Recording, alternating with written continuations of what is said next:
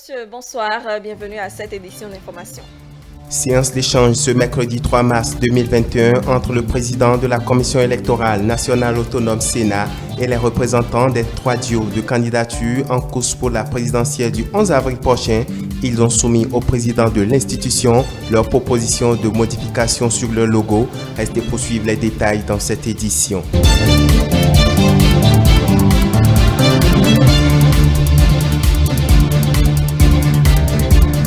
Tournée nationale de la première vice-présidente de l'Assemblée nationale, Mariam Tchabi Talata Yerima. Ce mardi, elle et la délégation parlementaire qui l'accompagne étaient au contact des populations de la commune d'Alada pour un message de paix en période électorale.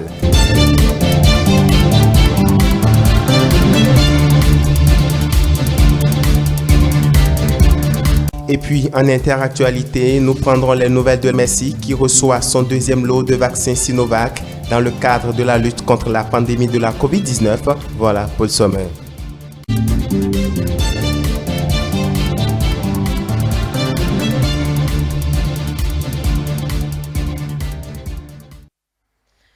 On démarre avec le Conseil des ministres de ce mercredi, conseil au cours duquel plusieurs décisions ont été prises. Parmi elles figure le réaménagement des mesures préventives de lutte contre la COVID-19 dans le cadre du déroulement de la campagne pour l'élection présidentielle d'avril prochain. Je vous invite à suivre le ministre Alain Ronla, porte-parole du gouvernement, pour plus de précisions. Il va évoquer également les nominations et limogeages prononcés.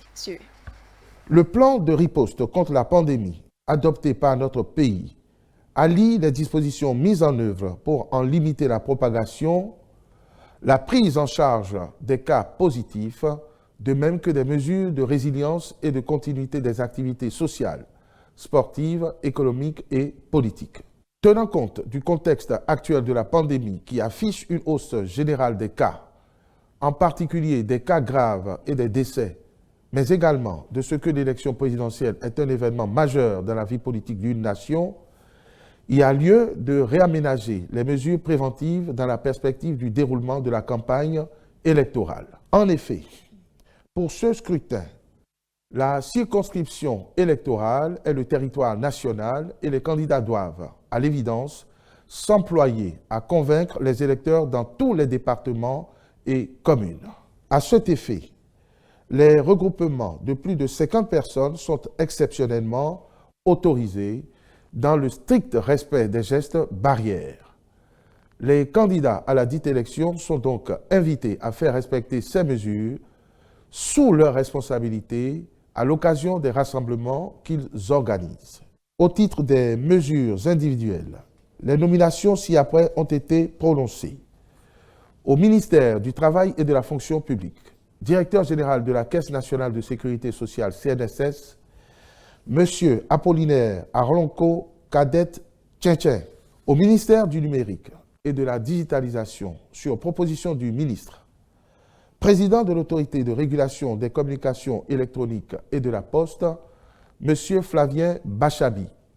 Vice-président de l'Autorité de régulation des communications électroniques et de la Poste, Mme Fifatin Karel Toro Aklasator.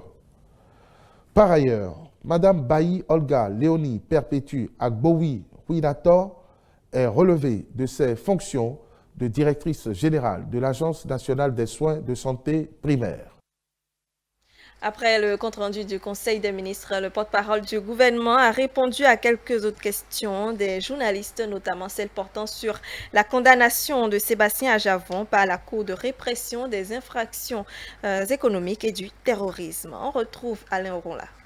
La condamnation intervenue solde un dossier dont les faits ont été publiés par toutes les parties prenantes depuis de nombreuses années, des faits dont la constance n'est contestée par personne puisqu'il est reproché à notre compatriote d'avoir obtenu pour une part et tenté d'obtenir pour une autre part des remboursements de TVA sur des exportations qui se sont avérées fictives, voire illégales, pour tenir compte des accords et du protocole du mémorandum de Badagry qui interdit toute exportation vers le Nigeria. Or, qu'il vous souvienne que la plainte de l'administration à l'époque, c'était que ces exportations seraient intervenues et auraient fondé donc des remboursements de TVA. Sur ces faits constants qui ont fait l'objet de dénonciation, la juridiction compétente, après analyse des dossiers, a estimé devoir prononcer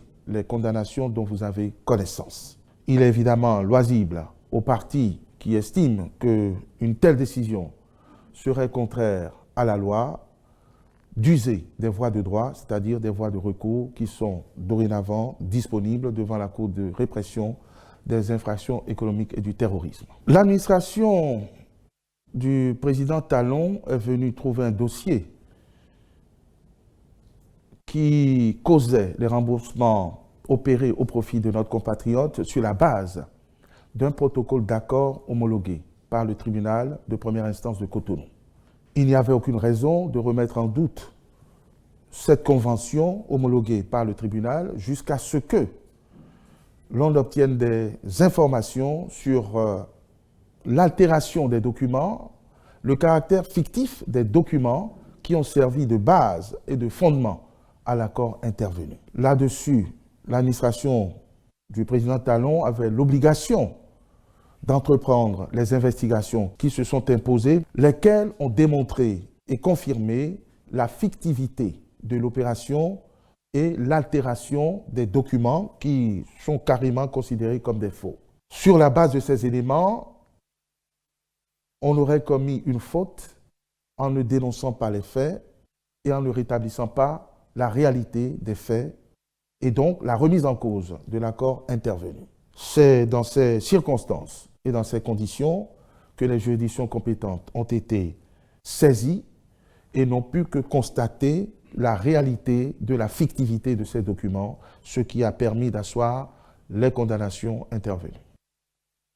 Séance d'échange ce mercredi entre le président de la Sénat et les représentants des 3 duos de candidature en course pour la présidentielle du 11 avril prochain. Ils ont soumis au président de l'institution leur proposition de modification de leur logo. Aziza Chamon. C'est un face-à-face ce mercredi entre le président de la Commission électorale nationale autonome Sénat et les représentants des 3 duos de candidature en lice pour la présidentielle du 11 avril prochain. Après le tirage au sort la semaine écoulée des positions de candidature sur le bulletin unique, la raison de cette séance était aussi opportune que la précédente. La semaine dernière, nous avons procédé au tirage au sort des positions de vos différents candidats sur le bulletin unique que nous sommes en train de confectionner. Et nous avons estimé qu'avant sa finalisation, il serait bon de vous montrer ce projet de bulletin afin de recueillir vos observations éventuelles. Et parlant d'observations éventuelles, les représentants des 3 duos de candidature l'ont exprimé à tour de rôle. Monsieur le Président, c'est vrai qu'il y a quelques jours, nous étions ici pour le tirage au sort du positionnement des candidats sur le bulletin unique. Une fois le bulletin en face de nous, pour le compte du duo Talon Talata, nous voulons faire quelques observations. Et une observation majeure, nous voulons suggérer et fortement que nous puissions revoir la position en fait du bulletin unique. Pas la position des candidats, la position du bulletin unique, pour faciliter en fait le vote aux candidats, aux électeurs. Nous voulons souhaiter que les électeurs aient en face d'eux un tableau qui présente les candidats. Et donc nous souhaiterons et nous suggérons fortement que nous puissions avoir un bulletin en forme paysage. Nous voulons changer la photo de nos 2 candidats. Au lieu qu'ils soient costumes, nous avons voulu que la photo qu'il soit en tenue traditionnelle. Donc on a écrit et puis on a envoyé la photo que nous voulons désormais avoir sur le... Il faut que ça soit en haut, les 2 candidats. Et le fond, nous suggérons encore le fond orange. Comment? Ça veut dire quoi? Ça veut dire que le fond blanc là, c'est le fond orange. En plus sur le logo, nous proposons que ça soit en haut des 2 duos. Le rendez-vous est donc pris pour la prochaine étape avant la date de l'échéance, celle de la présentation officielle du spécimen de vote. Un nouveau bulletin, nous allons vous faire appel pour vous le montrer.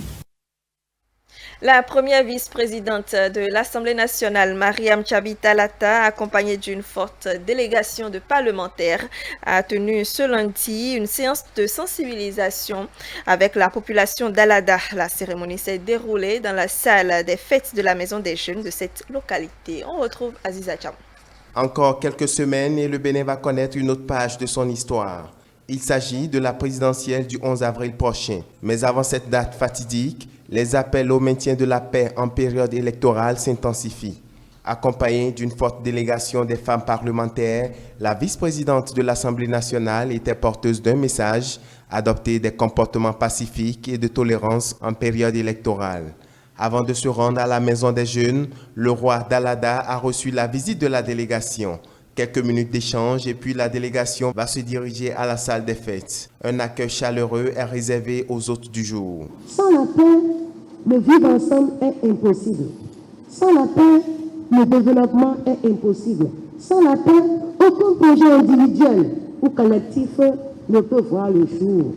D'où la nécessité pour nous de la préserver coûte que coûte. Nous devons préserver la paix parce que c'est un bien absolu. Nous devons donc lutter coûte que coûte à préserver nos vies. Les élections s'annoncent. Et pendant que certains se préparent à aller à ces élections dans de très bonnes conditions, nous entendons d'autres tomber, basculer dans les menaces de tout genre. Militer au-dessus de tout quand on vit ensemble. Ne jamais accepter être instrumentalisé. Ne jamais accepter être manipulé. Comprendre que dans le vivre ensemble, ce qui importe, c'est le dialogue. Ce n'est pas en nous entre-déchirant que nous allons faire en sorte que notre pays se développe. Je me suis capable de donner. Je sais que nous sommes un pays particulier et que cette fois-ci, en nous écoutant, en écoutant notre message, vous n'allez pas vous laisser prendre au jeu de la destruction. C'est aussi l'occasion pour le préfet Jean-Claude Kodia de saluer la démarche parlementaire, laquelle démarche a tout son sens selon l'autorité de tutelle. Je crois qu'on ne s'est pas trompé vraiment en vous prenant, en vous choisissant comme ambassadrice de la paix. Vous avez trouvé les mots pour atteindre la sensibilité de chacun de nous ici présents. Le message a été poignant. Vous venez donc nous appuyer et nous ne pouvons que vous dire merci. Merci pour ce travail. Il n'y a pas de développement dans la paix. Après la commune d'Alada, la délégation était ce même mardi au contact des populations de Cotonou pour le même exercice. La ministre Véronique Tony-Fordé a procédé ce mardi au lancement de la plateforme web de documentation numérique spécialisée sur la protection de l'enfant à Cotonou. C'est une initiative du ministère des Affaires sociales et de la microfinance qui vient répondre aux besoins de rendre accessibles les documents d'archives et de mettre l'information à la disposition des usagers. Suivez. Démarré en octobre 2020, le processus de mise en ligne de la bibliothèque numérique du ministère des Affaires sociales et de la microfinance, spécialisée sur la protection de l'enfant, a connu plusieurs étapes. De différentes étapes qui ont abouti à la plateforme web de documentation numérique sur la protection de l'enfant. Documentation numérique qui vient à point nommé selon la représentante du Fonds des Nations Unies pour l'enfance au Bénin. Nous observons aujourd'hui dans le domaine de la communication de profonds changements liés au boom de l'Internet qui a bouleversé nos habitudes en matière d'écriture, de lecture et plus généralement de production intellectuelle. L'accès à l'information devient ainsi donc un accélérateur du développement durable. Dans le secteur de la protection de l'enfant, la documentation regorge beaucoup d'informations, aussi bien sur le plan administratif que légal et institutionnel, largement consultées par le public, les acteurs et les enfants eux-mêmes. Dès lors, la gestion efficiente de l'information s'avère indispensable. De ce fait, pour favoriser un accès facile au public, il fallait disposer d'une bibliothèque numérique. Cette initiative du ministère des Affaires sociales et de la microfinance vient répondre au double besoin de rendre accessibles les documents d'archives et de mettre l'information à la disposition des usagers. Désormais, les informations relatives à la famille, à la femme et à l'enfant sont disponibles en ligne grâce aux efforts conjugués du ministère et de l'UNICEF. La conception d'une telle plateforme s'inscrit dans la vision du chef de l'État, le président Patrice Talon, qui entend faire du numérique le centre du développement. Elle entre dans le cadre de la concrétisation de l'axe stratégique numéro 2 du programme d'action du gouvernement, à savoir l'amélioration de la gouvernance, et contribue ainsi à la dynamisation et à la modernisation de l'administration publique. Elle participe de la mise à disposition du grand public d'une interface web de consultation de la législation et de la documentation produite au Bénin sur la protection de l'enfant. Elle favorise en outre la recherche documentaire et prend en compte les différentes thématiques qui cadrent avec la protection de l'enfant. Véronique Toinfode-Mewanou rassure du bon fonctionnement de cette bibliothèque numérique. La réalisation de cette base documentaire numérique spécialisée sur la protection de l'enfant marque le début d'un vaste projet qui mettra en relief tous les autres domaines du ministère des Affaires sociales. Je puis déjà vous assurer de la richesse de cette bibliothèque en ligne et vous inviter à la consulter toutes les fois que vous en ressentez le besoin. Elle est accessible à l'adresse bibliothèque.social.gouv.bj. Cette bibliothèque numérique qui vient d'être lancée constitue une innovation technologique parce qu'elle apporte un changement de modèle en permettant la transition du support physique au numérique pour régler plusieurs problèmes de présentation. On va hors de nos frontières à présent, plus précisément en Côte d'Ivoire, où avec le stress lié aux courses, aux embouteillages en milieu urbain et surtout dans ce contexte de pandémie de coronavirus, le phénomène de livraison à domicile s'est accru à Abidjan. Une bonne affaire pour les personnes qui n'ont pas le temps matériel pour aller faire leurs courses ou sortir à midi pour le déjeuner. Les précisions avec nos confrères de CCTV+. Clotilde est standardiste dans un restaurant de la place. Pour remettre les commandes à ses clients, elle fait appel à de jeunes reconvertis en livreurs. Ce service est assuré par des garçons qui, pour la plupart, sont sans emploi ou en chômage. Ils s'achètent ou louent une moto pour mener leurs activités, un business de plus en plus florissant sur les bords de la lagune ébriée. Je reçois généralement des clients qui veulent se faire livrer leurs commandes. J'ai à ma disposition des livreurs particuliers qui sont là. Je passe la commande quand c'est prêt. Je leur fais appel pour faire la livraison. Aux côtés des opérateurs travaillant avec des jeunes en freelance ou liés à eux par un contrat, se trouvent de grosses firmes qui sollicitent des structures spécialisées dans la gestion des livreurs. On a plus de 150 livreurs qui sont actifs sur le terrain de manière quotidienne et en période de pic, on est capable d'en rajouter encore davantage sur le terrain. Plusieurs centaines. Sur les délais moyens de livraison, nous, on se situe entre 40 et 45 minutes en moyenne de délai de livraison. Voilà. Et on travaille vraiment à le réduire encore davantage. Avant de se rendre sur les lieux, Conan appelle son client pour évaluer le parcours. Les livreurs, comme lui, qui ont signé un contrat avec des prestataires, perçoivent une commission d'environ 0,76 € par kilomètre, alors que ceux qui travaillent pour leur propre compte discutent avec le client le prix à payer selon la distance à parcourir. Maintenant, on travaille sur kilométrage. Avant, comme le début, l'activité, tout le monde ne connaissait pas l'activité, on faisait partout à Abidjan à 1000 francs. Maintenant que tout le monde connaît plus le coût du camion aussi là. Donc ça fait que entièrement nos livraisons ont un peu augmenté aussi. Souvent le kilométrage, on peut facturer le kilométrage soit à 300, à 400, voilà, à 500 aussi. Plusieurs jeunes à Abidjan essaient de mener une vie quelque peu tranquille en louant des motos à 5 € par jour. La livraison de repas à domicile a été impactée par la crise de Covid-19, mais les livreurs ont été toujours sollicités pour transporter les commandes.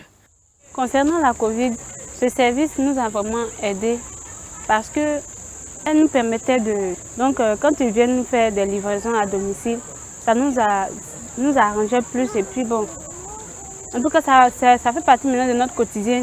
La livraison de repas à domicile a bouleversé les habitudes de consommation à Abidjan. En pleine expansion, ce secteur offre des opportunités d'emploi, un business pour les jeunes entrepreneurs et un nouveau champ de croissance pour la restauration. On finit avec le Mexique qui a reçu son deuxième lot de vaccins Sinovac en provenance de la Chine dans le cadre de la lutte contre la pandémie de la COVID-19. Il faut préciser que ce sont des personnes âgées qui seront prioritaires dans ce lot. Des précisions avec nos confrères de CCTV+. Les autorités mexicaines ont déclaré que les personnes âgées seraient prioritaires dans ce lot. Le Mexique a commencé à administrer le premier envoi de Sinovac lundi. Le ministre mexicain des Affaires étrangères et l'ambassadeur de Chine figuraient parmi ceux qui ont accueilli le chargement à l'aéroport de Mexico. Avec l'aide de la Chine, notamment celle de l'ambassadeur Zhu et la société chinoise Sinovac, le Mexique a atteint son objectif de recevoir 1 million de doses de vaccins en février. Je tiens à exprimer ma gratitude envers l'ambassadeur de Chine au Mexique et les membres du personnel de l'ambassade. Ils se sont efforcés de coordonner l'acquisition de vaccins par le Mexique et ils sont de bons amis du peuple mexicain. Merci beaucoup, monsieur l'ambassadeur. Nous n'oublierons pas l'aide accordée par la Chine.